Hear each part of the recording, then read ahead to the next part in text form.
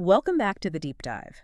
This is where we take a massive collection of sources, the articles, the detailed research, and the insightful texts, and distill them into pure, memorable, and actionable knowledge for you, the curious learner. Today, we are undertaking a truly essential exploration. We are looking beyond the laugh track and the beloved image to dive deep into the wisdom of a legend, Betty White. Yeah, and our primary source is just fantastic for this. It's the candid philosophy and really her personal operating manual that she laid out in her book, if you ask me. Which is great because it gives us her perspective and insights current as of 2011. So we're really getting her in that, incredible late career period. And this material is so fascinating because it lets us look past the characters she played, Sue Ann Nivens or Rose Nyland, and understand the woman who maintained her integrity and that perfect comedic timing for over 6 decades. Right. We're extracting the core philosophy, her career insights, her extremely detailed personal habits, and, the surprising facts that really underpinned her incredible longevity. So what's our mission here, really? I think our mission is simple but crucial. To extract the practical wisdom and the surprising rules that allowed her to navigate the, let's be honest, often cynical world of Hollywood with such enduring goodwill. We are focusing on the nuggets that fueled that late career resurgence, proving that her mindset was just as sharp in her late 80s as it was in her 20s. And the scope is immense. I mean, we have details on her lifelong battle with stage fright, which is shocking in itself. Completely. Her unusual health tips, the logistics of surviving a hosting gig on Saturday Night Live, and the truly moving accounts of her animal advocacy. Yes, including her emotional appointment as an honorary forest ranger. And those intimate encounters with creatures like Koko, the sign language, using gorilla, and, the immense beluga whale, Beethoven. It's just unbelievable stuff. It's a roadmap, really, a roadmap for living life with profound gratitude, even when you're faced with the inevitable challenges of aging and loss. So let's unpack this. We're going to start with a fundamental question. What did Betty White attribute her seemingly boundless energy and resilience to? And what foundational, unsidesteppable life lesson did her mother instill in her about looking into a mirror? And that lesson, as we'll see, was the constant compass for her entire career. It really explains everything else. Right, let's start with her whole attitude toward getting older. We have to begin there. She confronts it head on with this mix of acceptance and, of course, her trademark humor. She starts by citing that cliche we all know. Old age isn't for sissies. Exactly. But she immediately pivots the conversation away from complaint and toward gratitude. She really emphasizes that if you're blessed with reasonably good health, it's not a burden. Right. It's a gift. It's a gift that must be appreciated every single day. And she frames it so logically, doesn't she? Saying it's a progression that, we knew was coming. Yeah. She admits the image in the mirror might be a little disappointing sometimes, but then she just implores you to make the most of what you have. But the best part, I think, is her list of the actual practical upsides of being an older celebrity. She doesn't just talk about, internal wisdom. She gets into tangible perks. Oh, I love this part. Tell us. Okay, so she noted these specific charming benefits. Firstly, people treat you gently, which she admits is, quite nice. Can't argue that. Secondly, they automatically assume that just because of the sheer number of years you've accumulated, you're infinitely wiser than you actually are. Which she found quite useful, I bet. Oh, absolutely. And maybe the most telling one. Yeah. Someone is always finding you a place to sit down, whether or not you were tired or even planning on stopping. That one detail, it just speaks volumes about how the world treats longevity, doesn't it? And she talks about the psychological shift that happens as you get older. Right. How you go from avoiding the topic of age, maybe even hedging or being defensive to actively bragging about it. Yes. She finds this behavior hilarious in herself. She mentioned she never lied about her age, but she absolutely began working it into conversations at the first opportunity. And she has this moment of self-correction, right, where she realizes she needs to dial it back. Yeah, she jokes about her internal monitor saying, "Please stop me before I get to the point of, 'Hi, I'm Betty White, I'm 89 years old.'" It's so self-aware. It's a wonderful reflection on humility. Yeah. She views longevity not as this achievement she labored for, but as something that just sort of sneaked up on me. And her observation is, if you can't maintain a sense of humor about that sneaky process, you were in serious trouble. Which also applied to her physical regimen. Oh, absolutely. She was remarkably disciplined about maintaining her weight, which is, well, kind of surprising given her admitted favorite foods. So she had a ritual for His this. daily ritual. She weighed herself every single morning. And the rule was absolute. Immediate correction. Immediate. If she had gained a single pound overnight, she would immediately cut something out the next day. No excuses. She learned this from her mom, right? Yes, she learned this lesson by watching her own mother, realizing that it's incredibly easy to drop 1 pound, but if you let it compound, 3, 5, 10 pounds, those pounds become stubborn and they just stay put. So it was an exercise in rigorous, proactive self-management. Totally. And then we have to talk about those indulgent favorites, because for someone so strict, her loves were pure comfort food. French fries. And above all, hot dogs.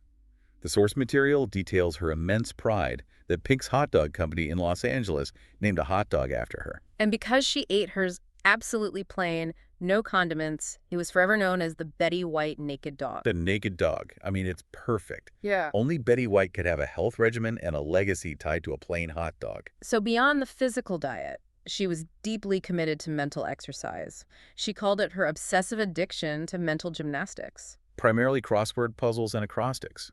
She was a true puzzle connoisseur. I mean, she subscribed to multiple organizations, the Crosswords Club, the Puzzle Club, and got new stacks every month. And she had so many of them piling up. She admitted she likely wouldn't live long enough to finish them all, but she considered those stacks her comfort zone. There's that wonderful anecdote about this obsession when she was house training puppies. Oh, it's hilarious. She'd put down newspapers, right? But if she saw a good crossword puzzle on one of those sheets, she'd snatch it up immediately, telling the puppy, no, you can't go on that. That's essential reading. That is just so her. But the key insight here is the integrity she applied to this mental workout. She had an absolute rule. You cannot, under any circumstances, use a dictionary or an encyclopedia to solve the puzzles. That, to her, was cheating. Total cheating. This wasn't about solving the puzzle efficiently. It was about exercising memory and innate knowledge in its purest form. Wait, hold on a second. She stuck to that rule even with her busy, demanding schedule and subscribing to all those clubs. Yes. That level of commitment to intellectual honesty, even in a private game, is just astounding. She literally created a cognitive structure that forced her to rely on her own brain, not a shortcut. Exactly. And it shows a commitment to self-reliance that really mirrored her approach to work.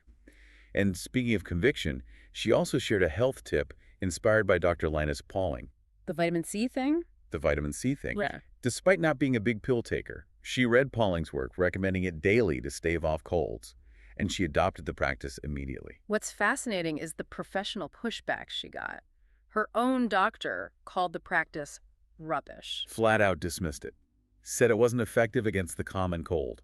Yet, she attributes not having a cold in 20 years to this consistent morning habit. That says so much about her conviction, her personal authority. It does. She listened to the advice, but if she found something that personally worked for her for 2 decades, she wasn't going to abandon it just because medical consensus called it rubbish. So it suggests either a powerful psychosomatic component or just the sheer force of her will. Which brings us to her energy, that tremendous force of will and consistent energy she attributed directly to her DNA, inherited from her father, Horace White.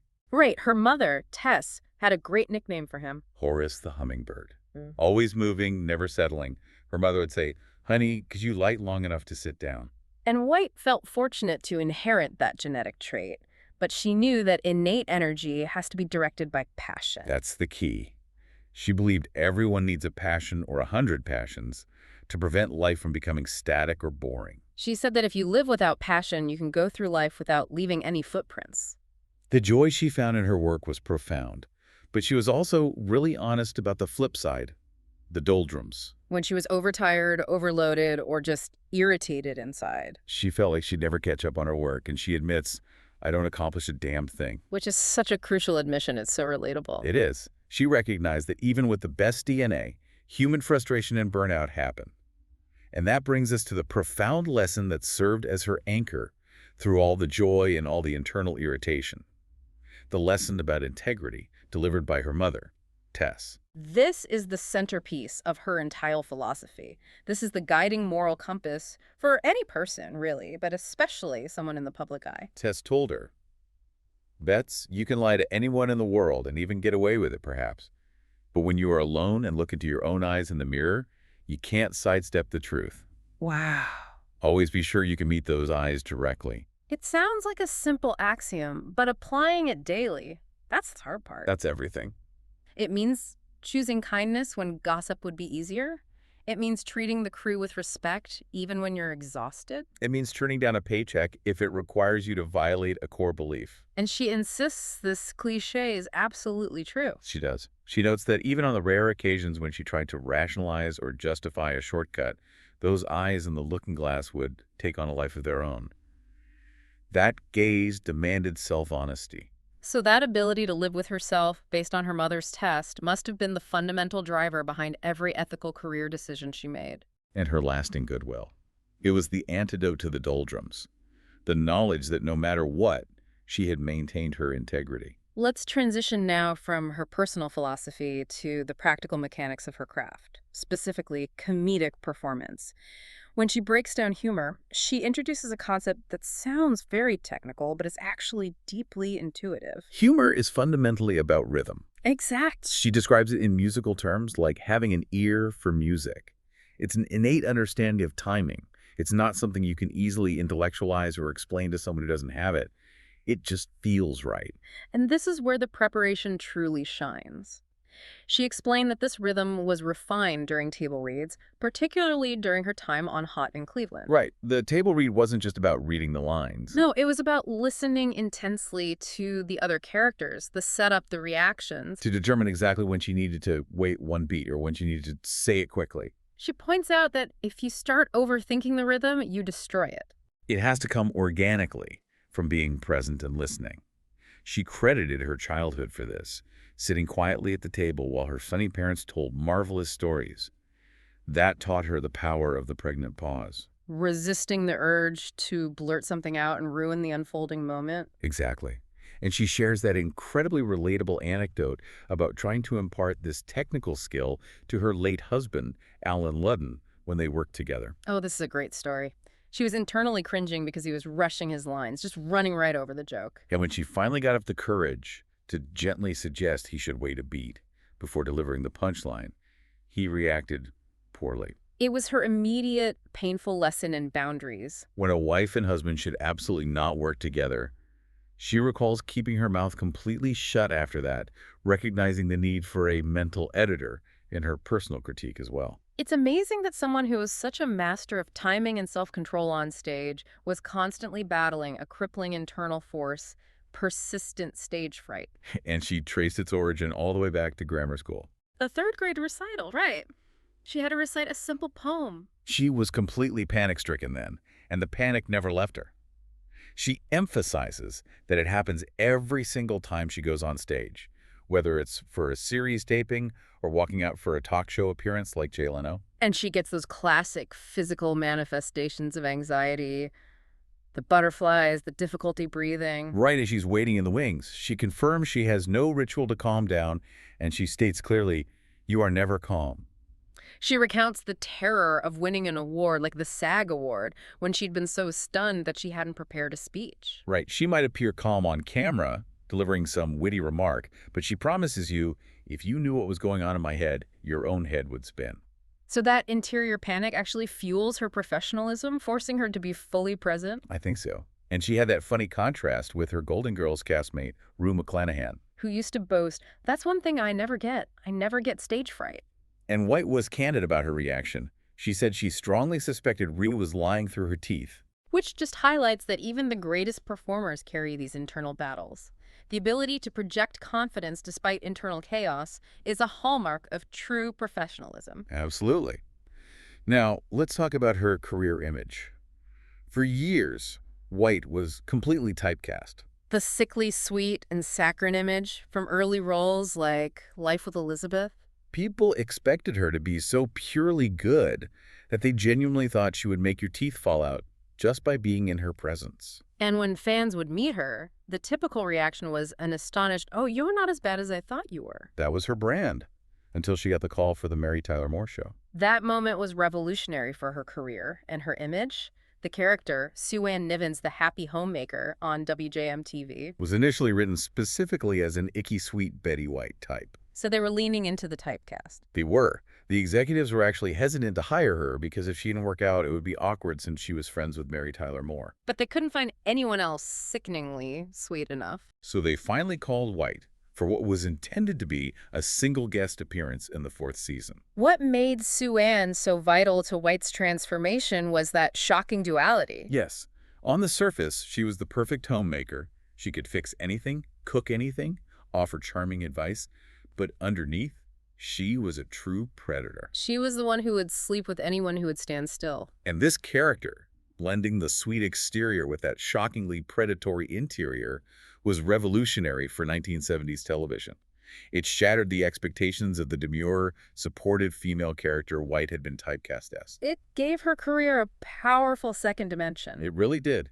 And Alan Ludden summed it up best with his famous quip. He said Sue Ann and Betty were really the same character, except Betty can't cook. That's perfect. And that character's success really highlights the critical role of cast chemistry. Which she experienced on the Mary Tyler Moore Show, The Golden Girls, and later Hot in Cleveland, with Valerie Bertinelli, Wendy Malick, and Jane Leeves.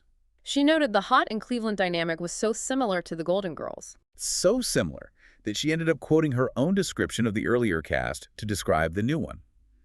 The ideal environment for her was built on professionalism. Everyone was prompt. No one had to be waited for. Everyone was where they were supposed to be when they were supposed to be there. And this professionalism established a crucial tone of goodwill. It allowed them to truly relax and get silly. Knowing that when the actual work began, they would nail it. And this professional silliness was cemented by a shared private ritual. On the Hot in Cleveland set, right, they had a secret, slightly naughty punchline joke. Introduced by Valerie Bertinelli. Before every single taping, the four women would put their arms around one another, say one for all and all for one, and then deliver the private punchline. And that, she said, guaranteed the chemistry would be there. As we look at her late career resurgence, we find this interesting contradiction. The woman with the ironclad integrity and the strict mental regimen Had the backbone of a jellyfish when it came to saying no to job offers. She admitted this difficulty was driven by a lingering anxiety from her early career when jobs were scarce. The fear that each job might be her last never fully left her, even after 60-plus years. And this fear, however, led her right into Hot in Cleveland. She initially agreed to just a guest stint on the pilot, with the very strict, explicit proviso that she would not be involved if it got picked up as a series. Because her schedule was already completely overloaded? But of course, the pilot was instantly successful. And the network immediately ordered 10 more episodes. She reluctantly reminded the producers of their agreement, stating her calendar was simply too packed. But as she said, she was eventually delighted to sign on for all 10. And then they ordered 20 more shows, requiring her full-time presence 4 or 5 days a week. She recalls the phone call with her agent, Jeff Witches, saying, "No, Jeff, that wasn't the agreement. I don't know how I could possibly do it." But she concludes the story with a laugh, saying, "I have the backbone of a jellyfish. I'd say I was a pushover if I wasn't so delighted." So her inability to say no meant she was starring in yet another massive hit. And this same tendency to eventually succumb to overwhelming persuasion is evident in the story of her hosting Saturday Night Live. Which she had turned down 3 times before. 3 times over the years. She was legitimately fearful that she, a Los Angeles performer rooted in traditional multi-camera sitcoms, would be a fish out of water on that heavily New York-oriented single-camera sketch show.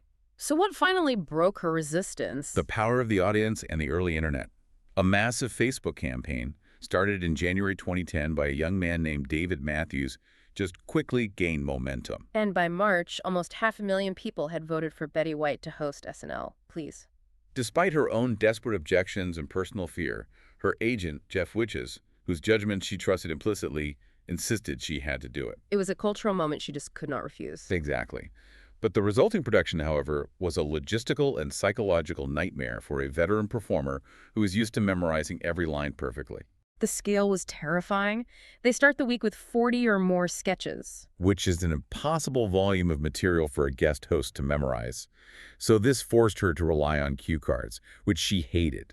She felt the eye switch from the lens to the card broke the connection with the audience. This detail is fascinating. You see this problem even with seasoned actors. Yeah. How did she handle the distraction of reading cards while trying to appear spontaneous? She credited the unsung hero of the set, the cue card operator. This wonderful card man gave her specific advice. He told her, Keep your eyes on me and the cards. Don't look at Tina Fey. That's a strange instruction. Why specifically Tina Fey? Because the card man knew that Tina was doing the exact same thing, reading the cards. If White looked at Tina and saw her reading, White's eyes would jump and the audience would notice the distraction. Wow. By keeping her focus strictly on the card operator, she maintained a steady eye line. He understood the mechanics of the performance better than anyone. And beyond the memorization, the physical chaos was just relentless. She described the costume changes between sketches Which often had to be done in 1 minute and 30 seconds. as terrifying. She was literally attacked by staff in a tiny closet with clothes ripped off and new wigs and makeup applied in a frenzy. She was being guided by instinct through the physical chaos. She remembers her agent, Jeff, standing off stage saying all she did was glare at him as she flew by for the next segment. And that terrifying experience, which she navigated with astonishing speed and professionalism, earned her a 7th Emmy Award. Proving that sometimes listening to your agent over your own anxiety is the right move. And this reliance on trusted judgment for big career swings contrasts so sharply with her internal non-negotiable standards when it came to integrity. Particularly regarding animal welfare. She might have had the backbone of a jellyfish regarding her schedule, but she had the spine of a steel beam when it came to her core ethics. And this non-negotiable stance meant she turned down roles that were massively successful. The key example is the movie As Good as It Gets. She read the script, she loved it, but she told the director, James Brooks, that she couldn't do the scene where a character throws a dog down a laundry chute. And even though it was intended for dark laughs, given her nearly 50-year advocacy for animal welfare, she didn't want to set a public example that someone, somewhere, might try to replicate in real life. Exactly. Jim Brooks wouldn't change the scene, so she turned down the role. She also turned down another script that opened with a truly disgusting scene of a drunken Santa Claus vomiting all over a stack of toys. And she reiterated that she felt immense satisfaction that she had turned down roles for the right reasons, even if the movies became successful. It all comes back to that rigorous mirror test her mother taught her, being able to meet her own eyes, knowing she hadn't compromised on what mattered most. And finally, a career as long as hers means experiencing some lovely full-circle moments. She notes the connection to Pat Weaver, Who was the president of NBC. In fact, one of the architects of network television as we know it, and gave her her first network show, The Betty White Show. Decades later, she was starring in the film You again with his daughter, Sigourney Weaver, whom she grew to love. And she admired Sigourney not just for her acting, but specifically for her role in Gorillas in the Mist, showing how her passion for animals permeated every professional interaction. There was another incredible coincidence, too. Yes, she was introduced to the son of Rock Hillman, who had been her guitar player on her very early program, Hollywood on Television. And the son approached her at an event and told her, "My dad's still alive." And at that time, Rock Hillman was 104 years old and still going. Right. She reflects that these connections demonstrate how show business, despite its vastness, can sometimes feel like living in the smallest of towns. This brings us to the core of Betty White's driving force, her passion for animals, which often superseded her interactions with humans. And when asked if she always wanted to be an actress, her answer was consistently no. Her childhood ambition right from the start was to be either a forest ranger or a zookeeper. But she notes, with a slight bitterness, that back then, a girl wasn't allowed to be either one. She developed this deep love for the wilderness early on, going on extensive pack trips every summer with her parents on horseback into the high Sierras. Riding her own horse by the age of 5. They would camp for 3 weeks in places like Ray Lakes or a remote area of Yellowstone, sometimes without seeing another person. She was a true explorer. The zookeeper dream was fulfilled through her incredible 47 years of dedicated volunteer work with the Los Angeles Zoo. But the forest ranger ambition was realized much later in her life, leading to one of the most emotional moments she ever recorded, She received a letter from the U.S. Forest Service inviting her to Washington, D.C. where they made her an honorary forest ranger at a formal ceremony at the Kennedy Center. The Forest Service chief, Thomas Tidwell, made the presentation with an actual Smokey Bear standing behind him. She was deeply moved by the official certificate and the badge, but she says she didn't truly lose it emotionally until they presented her with the official ranger's hat. And though he had been gone for years, in that moment, she swore her father was standing right there beside her. She called it a powerful memory she continues to replay. It just speaks to how deeply meaningful it was to fulfill a decades-long childhood dream. And she never backed down from her famous preference for animals over humans. When Barbara Walters asked her that direct question in an interview, "Do you prefer animals to humans?" White gave a firm, non-hedging, "Yes, that's true." Can you imagine saying that on national television? She attributed this preference to their inherent simplicity and honesty. She challenges the listener, "Can you blame me? Animals don't lie. Animals don't criticize." She even mentioned channeling her current dog, Ponty, whenever she felt moody or overwhelmed. Noting that if animals have moody days, they handle them with far better grace than humans do. And her advocacy brought her into contact with some truly extraordinary animals. We have to discuss her unforgettable time with Koko the gorilla. Who was famous for learning to communicate fluently through a modified form of American Sign Language under the guidance of Dr. Francine Penny Patterson at the Gorilla Foundation. So White visited Koko at the compound. And she describes the first meeting as incredibly dramatic. Koko, a magnificent 300-pound animal, sat down right beside her, their shoulders touching, separated only by a strong chain-link wall. And Koko then used sign language and gestures to convince Penny to unlock 3 locks on the gate. And lead White right into her private house, her personal territory. And Koko, who was obviously fascinated, immediately started investigating her guest. Penny had gently warned White beforehand that Koko was very interested in boobs. As they sat down, Koko reached out and, with incredible gentleness, unbuttoned White's top button. Wow. And what did Betty do? When White calmly said, "No, we don't do that, Koko," the gorilla stopped, just holding the collar. White said she wasn't petrified at all. She was completely captivated, gazing into Koko's eyes. For Koko, it was just natural conversation. Exactly, not aggression. That detail about the unbuttoning is just astounding. The trust required on White's part to remain calm in the presence of a 300-pound animal who was physically engaging with her. That's extraordinary. It speaks to the mutual intellectual respect. Right. And there's a lovely final detail from her last trip to see Koko. Oh, right. The gorilla rubbed her fingers across her mouth, and when Penny translated it, Koko had named White lipstick, because few of her human visitors actually wore lipstick. A sophisticated, affectionate observation. Amazing. Yep. And then there was another truly unique experience with Beethoven the beluga whale at the Georgia Aquarium. This happened when she was filming the proposal nearby in Atlanta. White was ecstatic and went on her first day off. She was led to a private area, put into waders and a plastic overcoat, and asked to sit on the deck at the edge of the pool.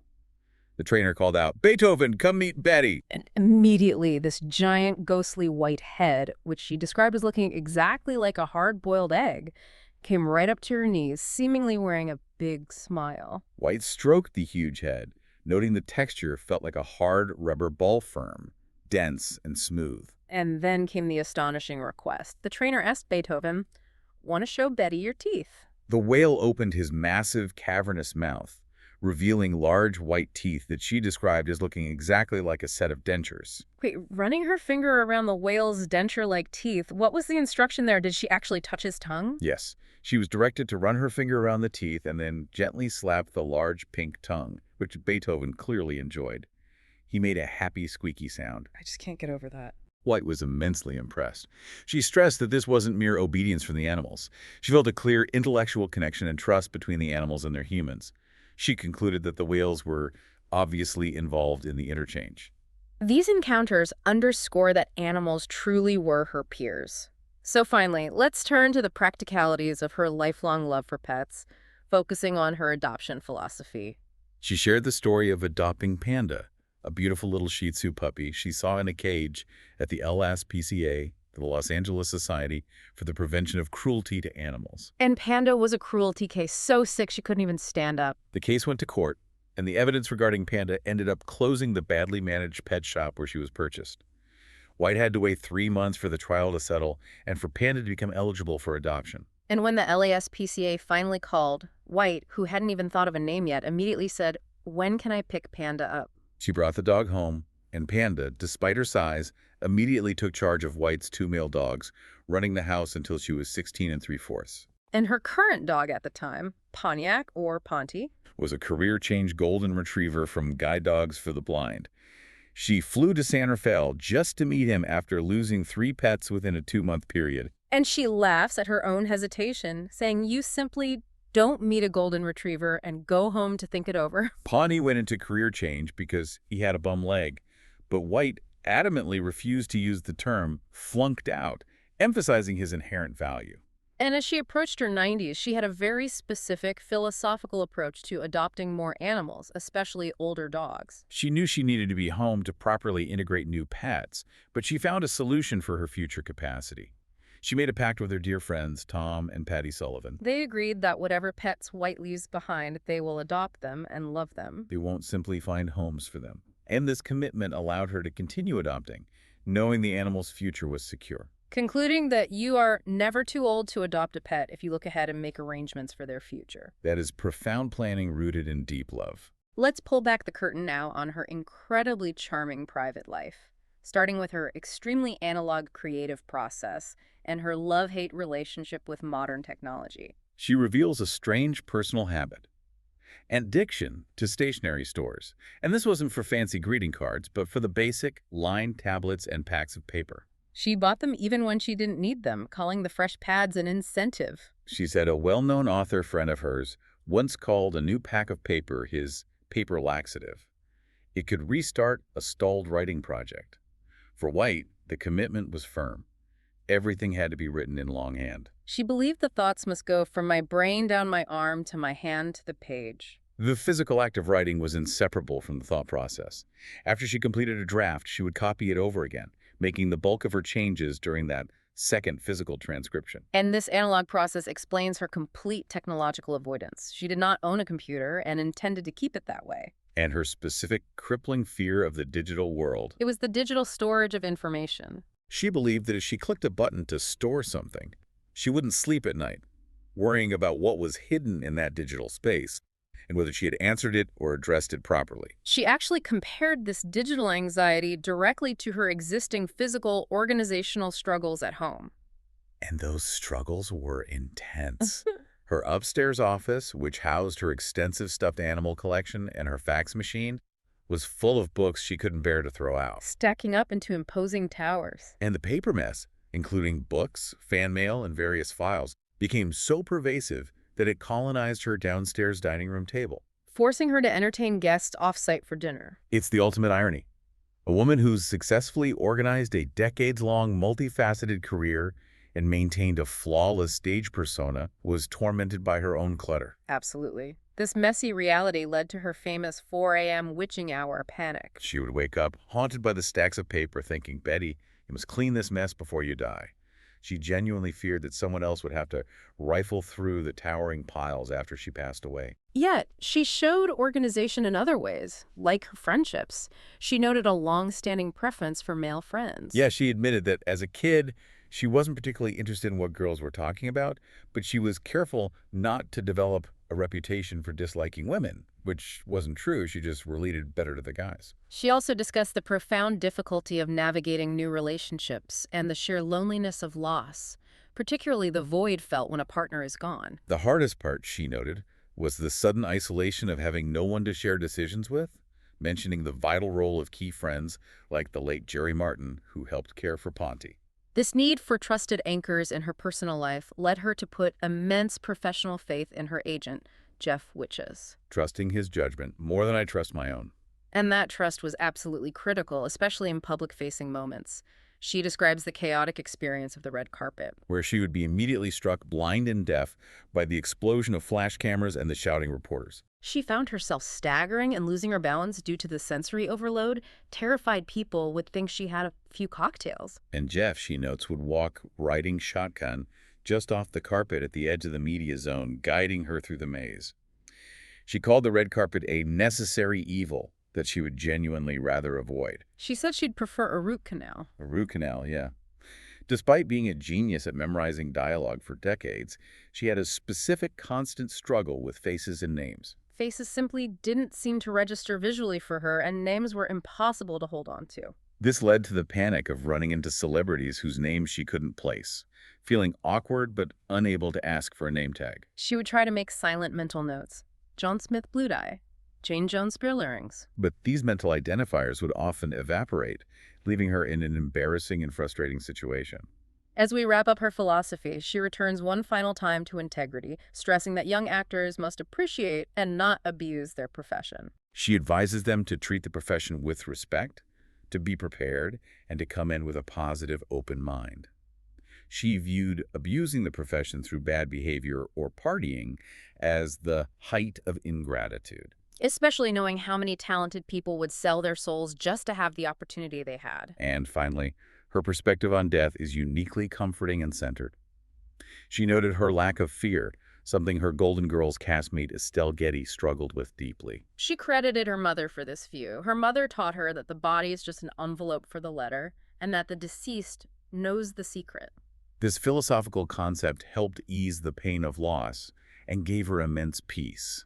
She concludes her thoughts on the subject with a humorous, loving image of her own eventual passing. Imagining that she'll have to wade through Booty and Binky and Bob and Panda and Kida, all her beloved pets through the years, before she can finally get to Alan, her parents, and her family. That vision, she said, always started her laughing. And that truly summarizes her. Boundless love, absolute integrity, and consistent, warm humor, all anchored by that singular standard of being able to look at herself in the mirror. She was truly extraordinary. We've covered her approach to life, from the smallest mental exercises to her biggest ethical career triumphs, and the deep emotional life she shared with the animal kingdom. And that leads us to our final provocative thought for you, the listener, to mull over as you go about your day. Okay, let's hear it. Betty White often referred to the dining room table mess as a constant source of stress, fearing that she would die before cleaning it. Now, considering her intense love of organization games like crosswords and acrostics, and her fierce aversion to computers and digital storage, what low-tech or organizational system, something highly structural and appealing to a tactile writer, could she have adopted to manage her paper piles that would have appealed to her love of structure while still allowing her to write everything in longhand? A wonderful challenge. Thank you for joining us for this extensive deep dive into the wisdom, career, and philosophy of Betty White. Until next time.